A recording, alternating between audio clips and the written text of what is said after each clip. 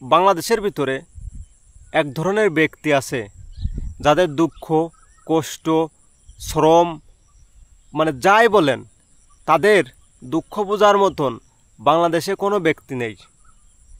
সে আত্মীয় বলেন, মা বাপ বলেন, বউ বলেন, যাই বলেন, এই এক শ্রেণীর ব্যক্তিদের কষ্ট দুঃখ বোঝার মতন কোনো ব্যক্তি নেই।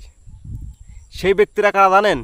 সেই ব্যক্তিরা আমার বাংলাদেশের রেমিটেন্স যোদ্ধা, আমার বাংলাদেশের প্রবাসী ভাইরা। তারা এমন কষ্ট করে টাকা ইনকাম করে, মনে হয় আমরা ফ্যামিলির লোক বা বাড়ির লোক বা বাংলাদেশের লোক মনে করি যে বিদেশ প্লেন চড়ে উপর দিয়ে চড়ে মানে প্লেনে চড়ে ওই দেশে গেলেই মনে হয় লাখ লাখ টাকা মাস গেলে ইনকাম করা যায়, শুয়ে বসে মনে হয় ইনকাম করা যায় লাখ লাখ টাকা। আরে ভাই, আপনি জানেন না প্রবাসীদের কী কষ্ট? কারণ আমার ভাই থাকে, আমি জানি যে প্রবাসীর কী কষ্ট।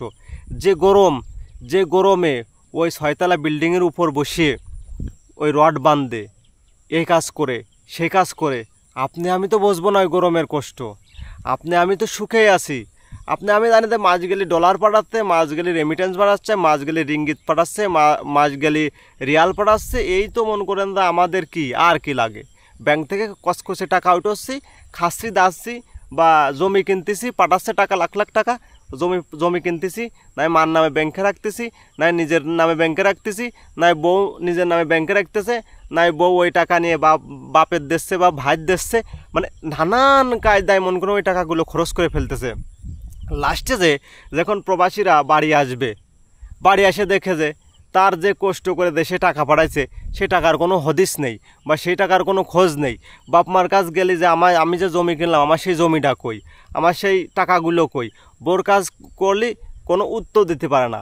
মানে বাংলাদেশের এই প্রবাসী ভাইরা এমন কষ্টে বা এমন লাঞ্ছিত প্রতারিত হয় তার কোনো ভাষায় প্রকাশ করা নেই।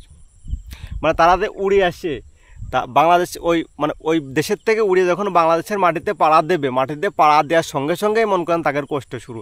বাংলাদেশ এয়ারলাইন্স বিমানবন্দরে গেলেই ব্যাগ আড়িও মেরে ফেলা দিচ্ছে, কোনো মূল্য নেই, এটা চুরি করে নিচ্ছে, ওটা চুরি করে নিচ্ছে, স্বর্ণ জিনিস নিয়ে নিচ্ছে, মোবাইল 5টা আনলি নিয়ে নিচ্ছে, 5টা নেওয়া যাবে না, লগে এই অমুকটা দিয়ে দেন, তমুকটা কাটিয়ে নিচ্ছে, অমুক ব্যাগ ফুটো করে নিচ্ছে।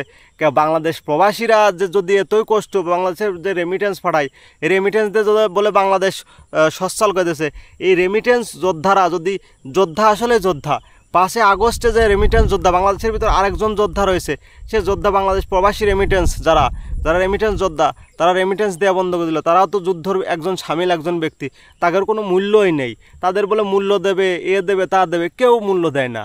তাহলে বাংলাদেশ সবচাইতে লাঞ্ছিত অপমানিত এই বাংলাদেশ রেমিটেন্স যোদ্ধাগুলো। আমি তো জানি না, জানবো কীভাবে? যারা কাজ করে, যারা ডলার কামায়, তারা জানে যে কী কষ্ট।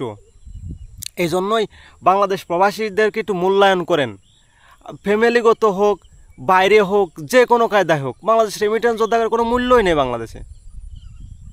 আপনি দেখেন বড় বড় শায়েক, বড় বড় ওলামা একরামগণের কাজ বেশিরভাগই এই প্রবাসীরা প্রশ্ন করে যে হুজুর, আমি বিদেশ থেকে টাকা পাঠাইছি, আমি যে টাকা বাপ মার খরচ করে গেছি সব টাকা পরিশোধ করে দিয়ে আরও বাপ মার নামে কিছু জায়গা জমি বা ইত্যাদি করে দিছি, ভাই বেগারে জমি জাতি করে দিছি, এবং বরঞ্চ আমি 20 বছর পরে আসলাম বিদেশ থেকে, বাপ মার নামে টাকা পাঠালাম, সেই টাকা আর কোনো হদিস নেই, জমি জাতি কিনলাম, সেই জমি জাতি আমার নামে না করে আমার ভাই বেগারের নামে করতে করুক, তার সমস্যা নেই। তা আমার নামে কিছু করতো, আমার ভাইগের নামে কিছু করতো।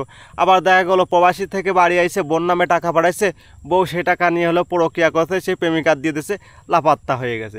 আসলে এই প্রবাসীরা আসলে এই প্রবাসী ভাইদের কষ্ট বোঝার কেউ নেই এই পৃথিবীতে। এমন একটা পর্যায়ে চলে গেছে, কিছু হাও করতে পারে না, নাও করতে পারে না, তারা এমন একটা পর্যায়ে চলে গেছে। আপনি ভিডিওগুলো দেখলে প্রবাসী ভাইদের, আমি সেদিন একটা ভিডিও দেখলাম, এক প্রবাসী ভাই 10 বছর না কয়েক বছর সৌদি আরব খাটিয়ে আসে টাকা পাঠাইছে ফ্যামিলির কাছে, বোর কাছে, বউ লাপাত্তা, বাপ মা টাকার কোনো হিসাব দিতে পারে না। লাস্টে এসে ওই ভাই একজন ভিডিও করতেছে, লাস্টে এসে ওই ভাই বলে দে, ভাই আপনি আমার ভিডিও করেন না। এমন একটা পর্যায়ে চলে গেছে প্রবাসীরা, ভিডিও ব্যাগ বেছে বেড়াচ্ছে, বলতেছে, পরে প্রশ্ন করলে যে ভাই আপনার মুখ দেখানো, কারণ ভাই আমি এত বছর সৌদি আরব থাকিছি, টাকা পয়সা পাঠাইছি বোন নামে বাপ মার নামে, সে টাকার কোনো হদিস নেই। লাস্টে এসে আমি এখনো লগে মনের দুঃখেই ব্যাগ বেছে বেড়াচ্ছি। তাহলে আপনি একটা জিনিস বোঝেন কী অবস্থা আছে বাংলাদেশে এই রেমিটেন্স যোদ্ধাগুলো, এদের কোনো মূল্যই নেই কোনো জায়গা। এই জন্য আমি লাস্টে একটা কথা বলবো, আমার ভাই, আমার আপন ছোটো ভাই বিদেশ গেছে, আমি তাকে শো করে, আর যারা আছে প্রবাসী ভাইরা আছে, দয়া করে নিজের জন্য কিছু করেন, আর নিজের দরকার হলে অ্যাকাউন্ট করেন, সেই অ্যাকাউন্টে নিজে অর্থ জমান, প্রতারিত হবেন না, নিজে একটু সেফটি হন। আবার কিছু কিছু প্রবাসী ভাইরা আছেও যারা আসলে বউ পাগল, তাদের কথা বললে খারাপ লাগে, তারা আসলে কিছু কিছু প্রবাসী ভাই আছে এমন বউ পাগল যে বউ যা কয় তাই শোনে, বউ যা কয় তাই শোনে, মানে এমন একটা। আবার মা যা কয় তাই শোনে, ভাই যা কয় তাই শোনে, মানে কোনো দিকই নেই এর, মানে আসলেই বলতে গেলে মেলা কথাই বলা হয়ে যায়।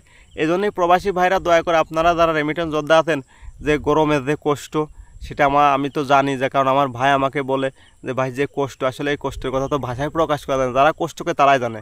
এই জন্য আপনার নিজের সেফটি আপনি নিজে বজায় রেখে চলবেন ভাই। যে আপনি 20 বছর বিদেশ খাটে আসলেন, বিদেশ খাটে আসার পর আপনি কি করবেন সেটা আপনি মাথায় রেখে চলবেন। এই জন্যই বলতেছি আপনারা আপনাকে সেফটি নিয়ে সেইভাবে চলেন। ভালো থাকবেন, সুস্থ থাকবেন। আসসালামু আলাইকুম ওয়া রাহমাতুল্লাহি ওয়া বারাকাতুহু।